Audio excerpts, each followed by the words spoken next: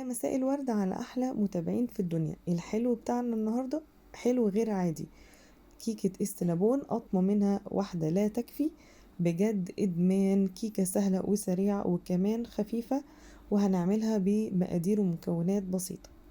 بس قبل ما اكمل الفيديو حابة افكركم، لو انتوا اول مرة تشوفوني، انا الشيف رورو ودي قناتي. بتمنى تدعموني بلايك وكومنت وشير للفيديو، ولو مش مشتركين في القناة تشتركوا فيها. ويلا بينا نشوف هنعمل وصفة النهاردة ازاي. يلا بينا. في بولة هجيب 4 بيضات، ويكون حجمهم كبير وبدرجة حرارة الغرفة. عليها عصرة من الليمون، معلقة صغيرة من الليمون، نص كوباية من السكر، معلقة صغيرة من الفانيليا، وعلبتين من الزبادي. الوزن علبة الزبادي هنا 105، يعني العلبتين دول ما يعادل كوب من الزبادي، اللي هو مج الشاي العادي. انا هضيف الزبادي عادي حتى لو في مية مفيش اي مشكلة. وكمان معايا كوباية من المادة الدهنية، عبارة عن كوب إلا ربع من الزيت، وطبعا الزيت بيكون نوع كويس، وربع كوباية من الزبدة. طبعا الزبدة مش هتكون سخنة، بكون مسيحاها على النار وبسيبها لحد لما تبقى بدرجة حرارة الغرفة.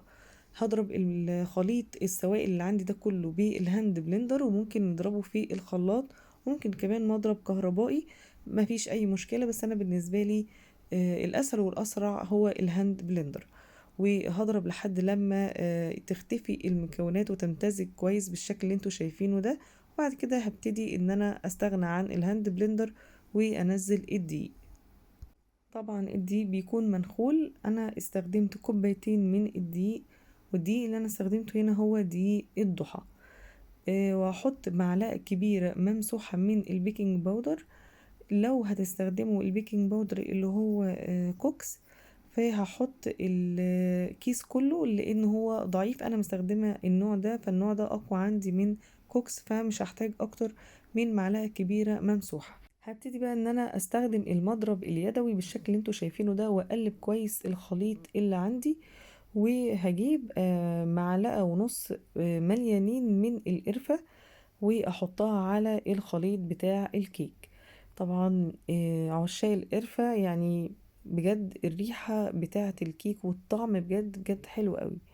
وهنا عندي عين الجمل مقطعاه صغير وحطيته على الكيك. يعني اختياري لو مش متوفر، ولكن هو بيدي طعم حلو قوي مع الكيك بتاعة السينابون. حابة بس اوريكم القوام بتاع الكيك عامل ازاي. هو ده القوام المظبوط. بالنسبة للمكسرات، انا بحتفظ بيها في التلاجة. لو قعدت فترة كبيرة في التلاجة، فقبل ما بستخدمها ببتدي ان انا طاسة تيفال على النار، ونار هادية بديها كده تقلبتين لحد لما تسخن، بحيث لو فيها جنزرة او واخدة من ريحة التلاجة ترجع تاني زي ما كانت، ويكون طعمها حلو. المقادير دي عملتها في صينية مقاس 30، وممكن تتعمل في صينية مقاس 24. بالنسبة للصينية أنا دهنها كويس بالزبدة، وممكن تدهنوها بالزيت مفيش أي مشكلة.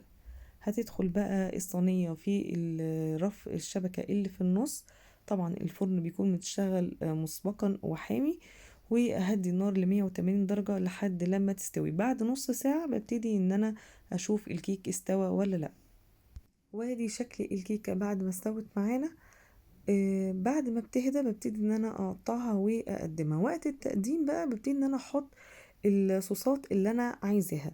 يعني انا حطيت هنا صوص كراميل، وكمان هحط معاه شوكولاتة قابلة للدهن، اي نوع انتوا بتحبوه. بالنسبة لصوص الكراميل انا عملته معاكو في الفيديو بتاع طريقة عمل البيتزا.